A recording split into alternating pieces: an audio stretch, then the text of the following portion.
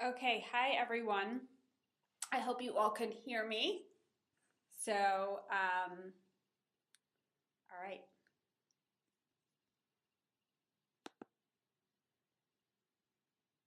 I'm just waiting for confirmation that I am on. So,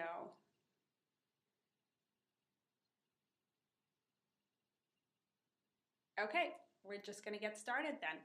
Okay, welcome everyone to our Parenting Lunch Break webinar. So, our topic for today is the 10 Commandments of Parenting. I'm Adina Soclof. So if this is the first time you're coming to join us, I think that's important to know. For those of you who have come already, you know who I am. So when we were putting together this topic, the 10 Commandments of Parenting, I thought it was going to be so simple. Oh, it's going to be like such a great topic, and it's going to be easy to do. Like there's, like off the top of my head, I could come up with the 10 Commandments of Parenting. But I was having so much trouble to just coming up with just like 10 basic principles of parenting, or 10 tenets of parenting. And in that, I realized how brilliant the Aseret HaDibrot are, the 10 Commandments are, to pick 10 of like your top 10 things that are important in life. So when I'm having trouble putting together my classes, I just give it over to my family. Usually at dinner, I tell them I'm having trouble, because I love what my kids have to say. I love what my husband has to say. So, so this class is really a reflection of, or really a synopsis of of our dinner table discussion. And also, so part of the dinner table discussion was my kids and my husband said that you really have to align the 10 Commandments of Parenting with the actual Aseret HaDibrot, with the actual 10 commandments that we have, which I thought was a great idea. So we're going to try to align the 10 Commandments of Parenting, the 10 basic principles of parenting, along with the Aseret HaDibrot. And I think that will be a great celebration of Shavuot, a great way to celebrate the upcoming holiday of Shavuot, even though we have Lag BaOmer next week in the middle of that. But I just thought that that would be a great idea. Another thing that my son said was, how long do you usually speak for, Ma? And I said, I think like I'm supposed to speak for about 30 minutes. He's like, well, that gives you only 3 minutes a dibra. I'm like, ooh. So on that note, I am going to get started now. So our first dibra. So, you also should have you should be able to download a sheet that, a handout. So it should be in the corner there. You know what? And I also, before I get started, I just want to thank Hannah Farkas from the OU, and I want to wish her a mazel tov on her new baby. And I want to thank Alex Cook and Adina Schwartzbaum Alex for the technical stuff, and Adina for putting this together. And of course, a shout out to Devorah Katz from chalacrums.com. So she's going to be speaking after me, so you're going to have to click on when I'm done speaking, you're going to have to click on a button to some sort of link. It's on the page there, and then you'll be able to hear her side, her crafts and activities. And I hear she's talking about cheesecake. What could be bad about that? So that's going to be after I speak. And again, you'll have to click on the link when I'm done, and I'll try to remind you to do that after I'm finished talking. Okay, fine. So you should have a handout, because we're going to be working from that. Okay, so number one, our first dibra is Anochi Hashem Elokecha, I am your God who has brought you out of the lands of Egypt, out of the house of bondage. Okay, so, but we're going to focus Anochi Hashem Elokecha. So just like we need to answer to a higher authority, we, meaning adults, I guess, so do our kids. And really, it gives us this very, like, a feeling of comfort that God is always there. He always loves us. He's always looking out for our best interests. It just gives a structure to our lives. And so also that he loves us unconditionally. Like, it doesn't matter what we do. We can always do tshuva. We can always return. He will always love us. We are his children. So the same thing with kids. They need us to love them unconditionally. They need us to be their rock. They need us to always be there for them, there to support them. It's so important to have that family structure behind you if you're going to be successful in life, if you're going to be an emotionally healthy person. So I think that's really the basis of everything. Okay, and again, to know this, really to know that God is there, and the same thing for our kids to know that we're there really gives shape to our lives. And I think also in Judaism we have so much ritual and so many traditions, and it's like we have a schedule to our lives. We have a predictability to our lives. Okay, we know that Pesach is coming, and after Pesach comes Shavuot, and after that comes Tisha B'Av, and after, like, there's a beauty and there's a structure to that, and we also have to give that over to our kids. They need structure, they need routines, they need predictability. Okay, so that's our first Dibra. All right, that structure, that unconditional love, and that we're our kids' rock, that we're a support system, the same way that God is our support system. He's always there for us. Okay, number 2, Lo yeh lecha elokim acharim.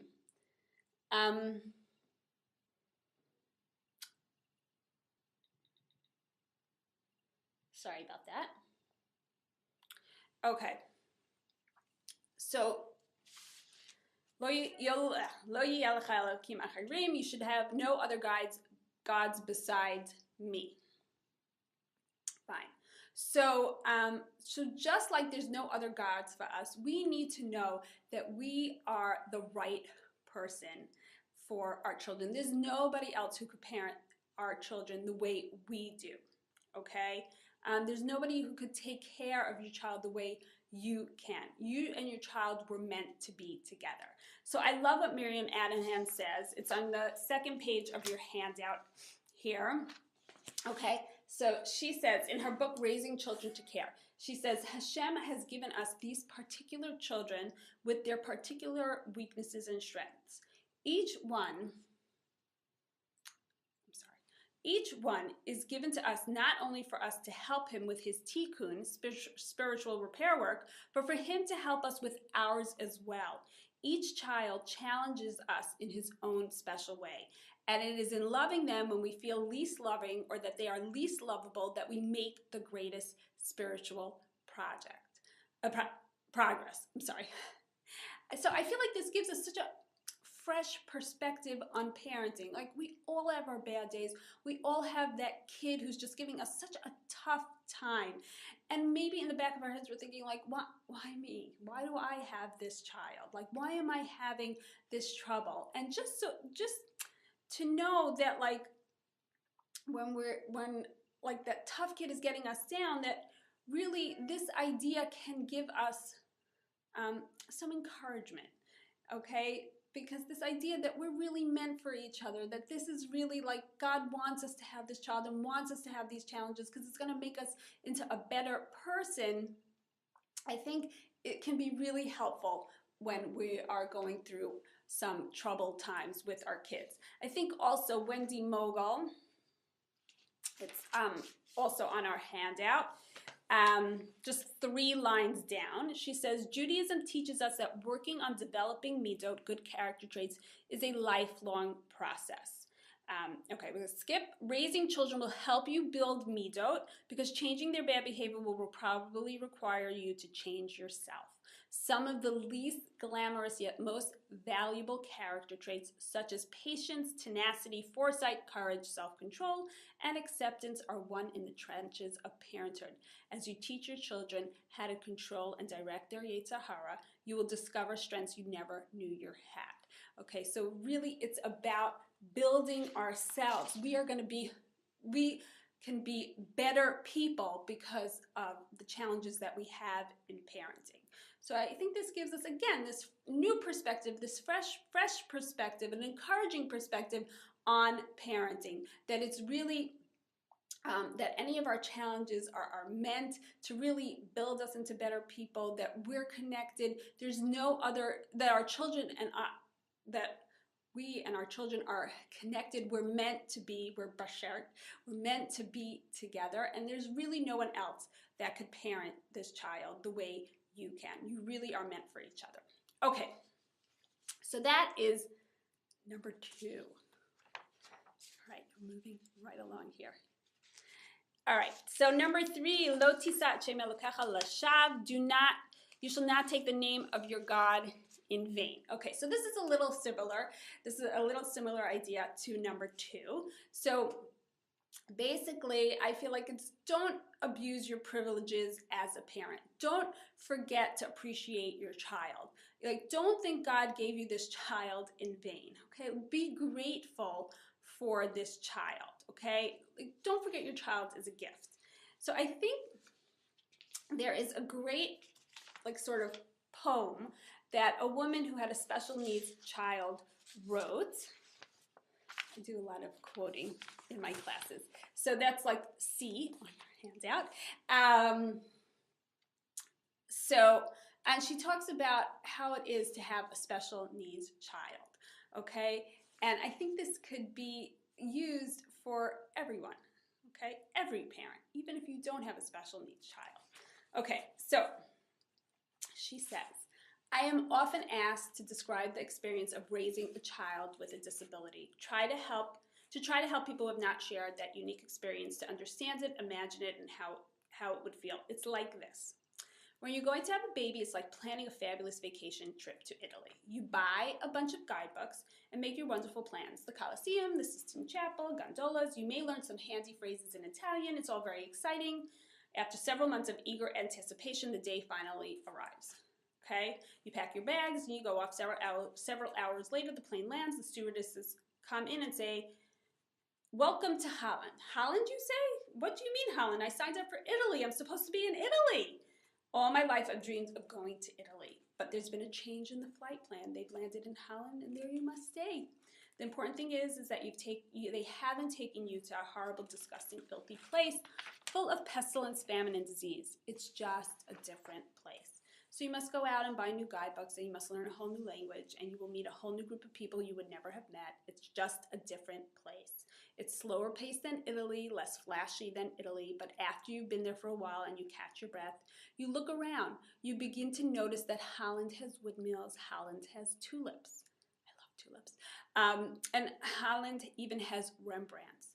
But everyone you know is busy coming and going from Italy, and they're all bragging about what a wonderful time they had there.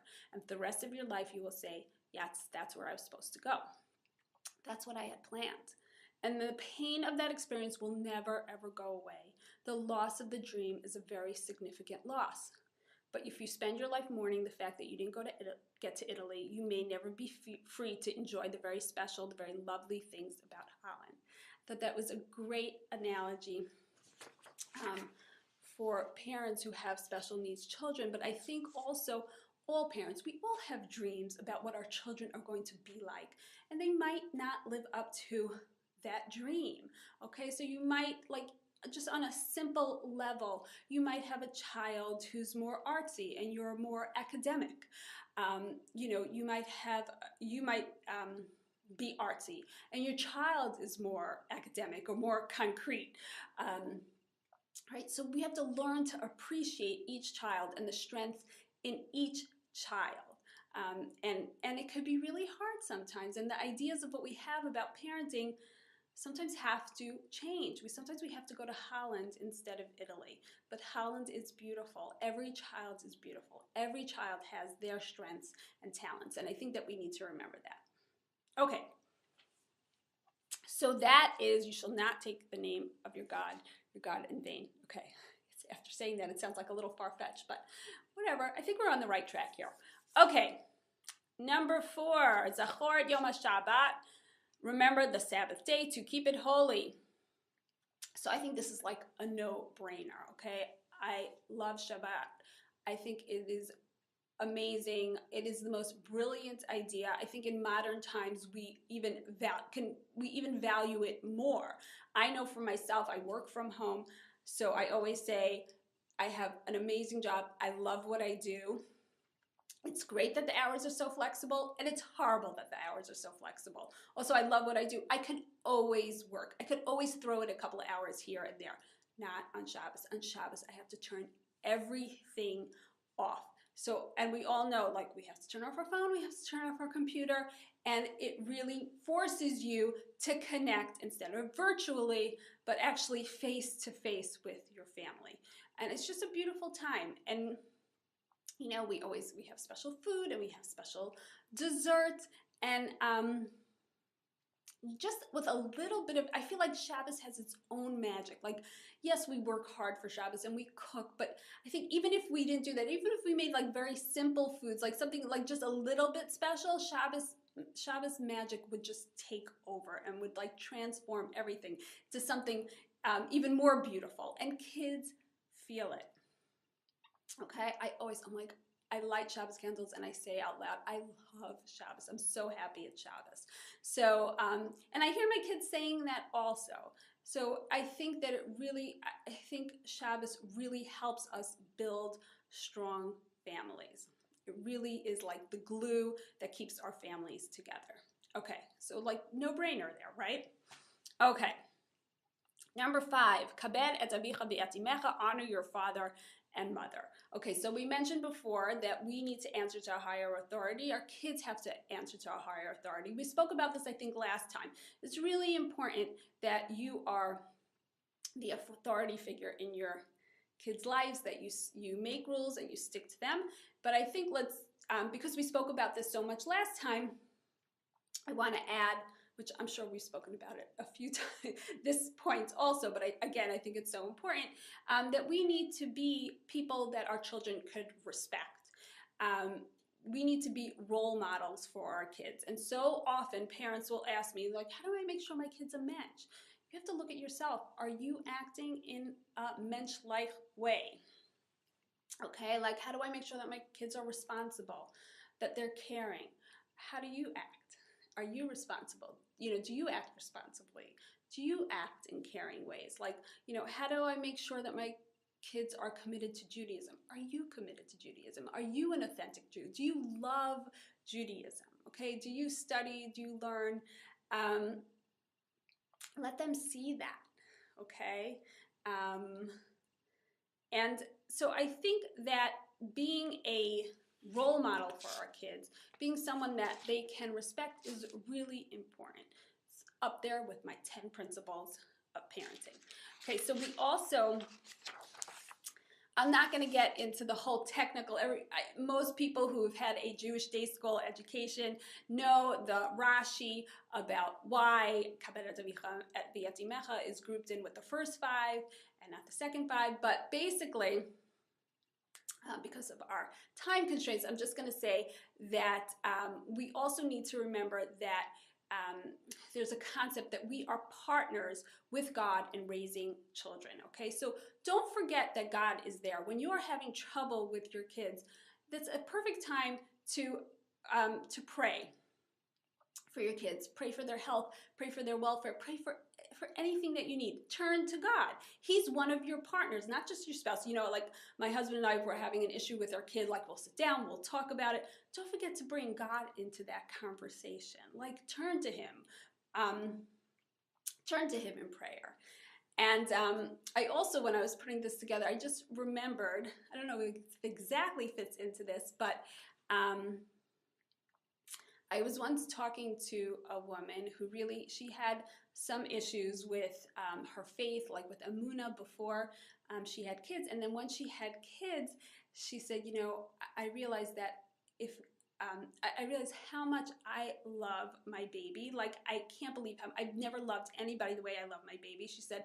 And then I realized, like, if God loves me the same way that I love my baby, like, wow, like, oh my gosh, it just gives me like a whole new perspective on my relationship with God. So I really think that parenting can really change your perspective and really can teach you to appreciate and value and help you develop a better relationship with God and create those connections with God. Okay, So that is kabed et avicha v'et imecha. All right, we're moving right along here. That was 5. Number 6, lo tirtzach. So my son was like, that's easy. Just don't kill your kids. That's whatever. You don't have to say anything more. But of course, it's my class, so I get to say a little bit more. So I want to say, don't kill your children with words. Don't kill your children with looks, like rolling your eyes, like, I can't believe you just said that. Okay, like refrain from name calling, like lazy, irresponsible, immature, spoiled, bratty, whatever it is. Let's try to refrain from name calling. We all know the phrase, sticks and stones may break our bones, but words can never harm me. So my co-teacher, Courtney Evanchik, she teaches social skills in one of the Jewish schools here, and she says that is not true. She says that really words can do more damage than physical abuse, which I thought was interesting. Okay, and just a plug here for car seats. Keep your children safe, like lo tirtzach, like remember, follow the rules of your city, the safety rules. So put your kids in car seats. Okay, sorry, it's a pet peeve of mine. Okay, next, lo tin'af, you shall not commit adultery. You want to keep your marriage strong and vibrant, okay? Again, a no-brainer. Your child is going to learn about their relationships from watching your interactions that you have with your spouse. So I hear it so much. I read so many articles about, good parenting, and many times they say, keep your marriage strong. That is like the best gift that you can give your child, for them to see and witness a strong marriage. Now, if you are divorced or it's, there are still ways that you can show respect for your spouse, even though I know it is very difficult. Okay. The next one, number 8, lo tigno, you should not steal. Okay. So I'd like to say that I think there's so many things that you could say for not stealing, but this is what I chose. Don't rob your children of their dignity, and also don't rob them of their intrinsic goodness. So I hear this so much from parents, like, my kids are so selfish, they're so bad. They're really not. They're really acting in developmentally appropriate ways. So for example, when your toddler goes into your bedroom and takes everything out of the drawers, okay? So they're not being bad. They have a need to explore, or they write all over the walls. They're not being bad. They have a need to explore. They don't even know that, like, crayons on the, what's the difference between walls and paper, okay? So again, they have a need to explore, and they have a need to see how they affect the world around them. It's totally normal. And then we tag on this sort of this negative label to their behavior, and it's just not true. And it's the same thing for kids. So the example I have here, like a kid will come to you, you'll have bought vanilla ice cream as a treat, and your child will say to you, why did you buy vanilla? I only like chocolate, right? So they're being ungrateful, they're being spoiled, they're being bratty, right? That's what it looks like to us, but really, what is it? If you dig a little deep, it's just that they're disappointed and they don't know how to express their disappointment, and they haven't learned to be grateful yet, to look for the good in the situation, okay? How many adults do we know that also do that? But, okay, so, and they are being selfish, because that's what being a kid is. Kids are egocentric. As they grow up, and hopefully, if we parent them well, they'll move out of that egocentrism, okay, and they'll move out of that and learn to be more caring, learn to be more empathetic, but when it's totally developmentally appropriate for them to be selfish, to really only think of themselves. They can't take another person's viewpoint into consideration.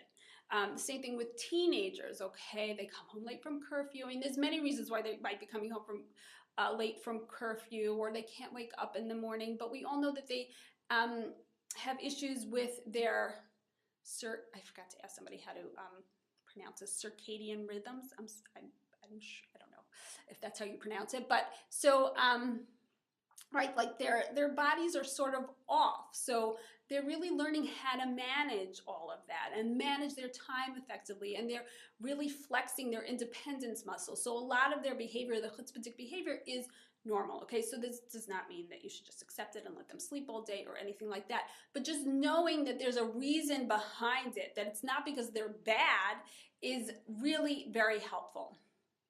Okay, it helps you discipline more effectively. You'll be disciplining from a calmer place and not an angry place.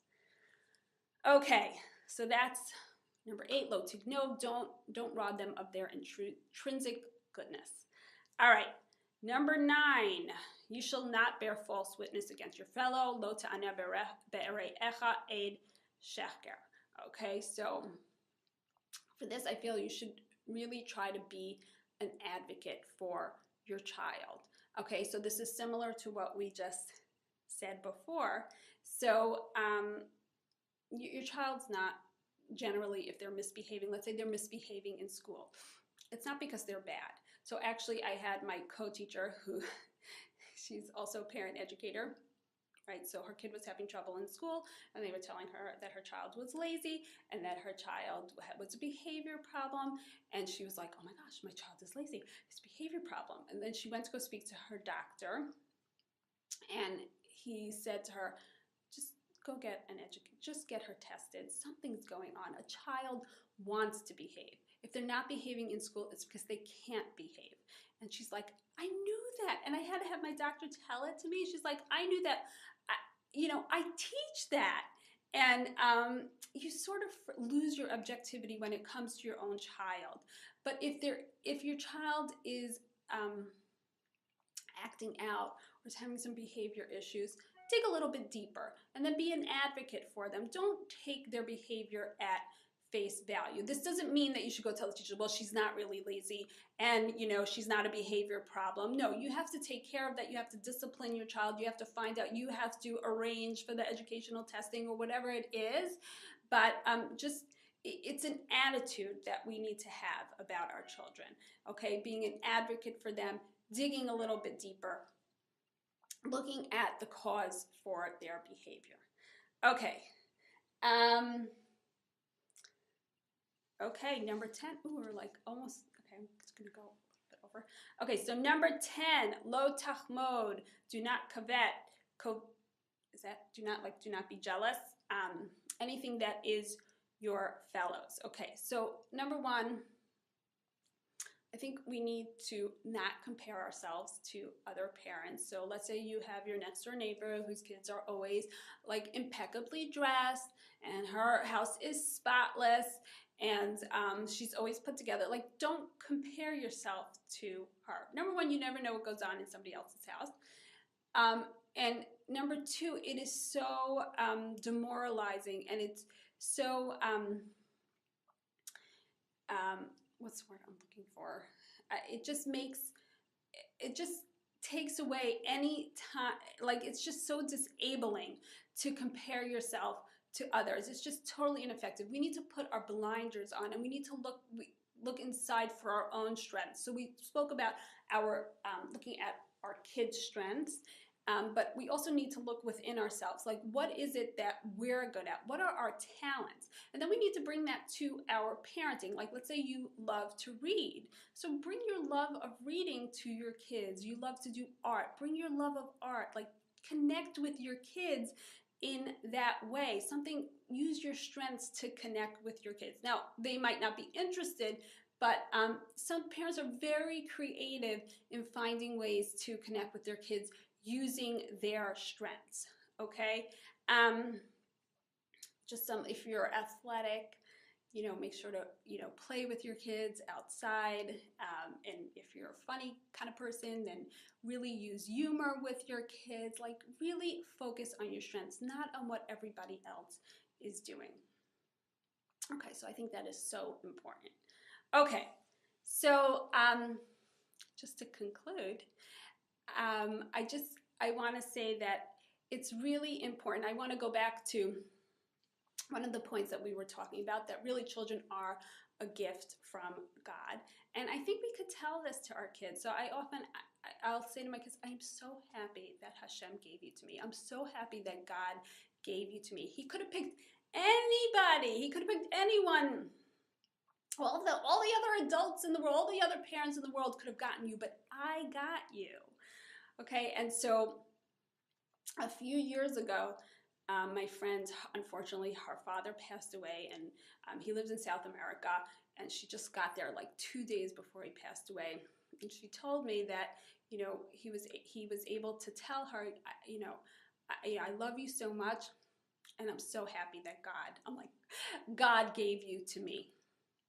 Right? So I thought that was so amazing. And she was like crying, and you know, she was so happy that she got those last moments with her father. And so I told my kids that. I'm like, isn't that amazing that her father said that he's so happy that God gave her to him?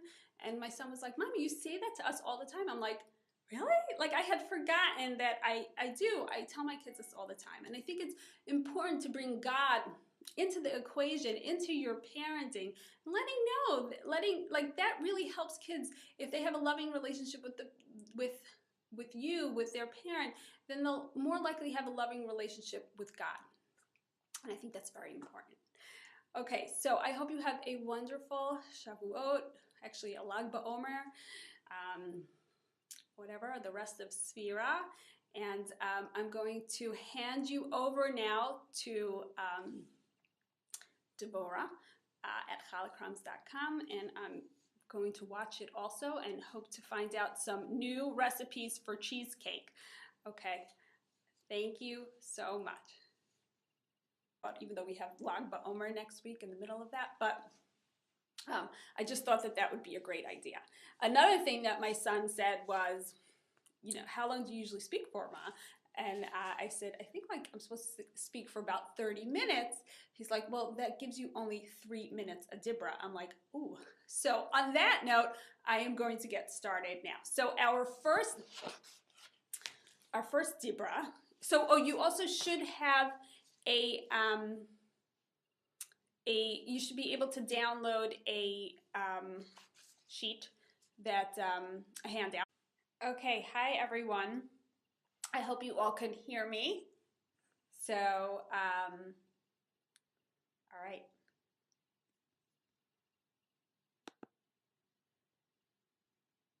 I'm just waiting for confirmation that I am on. So,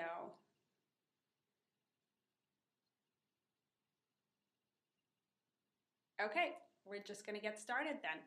Okay, welcome everyone to our Parenting Lunch Break webinar. So our topic for parenting, or 10 tenets of parenting, and in that I realized how brilliant the Aseret HaDibrot are, the 10 Commandments are, to pick 10 of like your top 10 things that are important in life. So when I'm having trouble putting together my classes, I just give it over to my family. Usually at dinner, I tell them I'm having trouble, because I love what my kids have to say. I love what my husband has to say.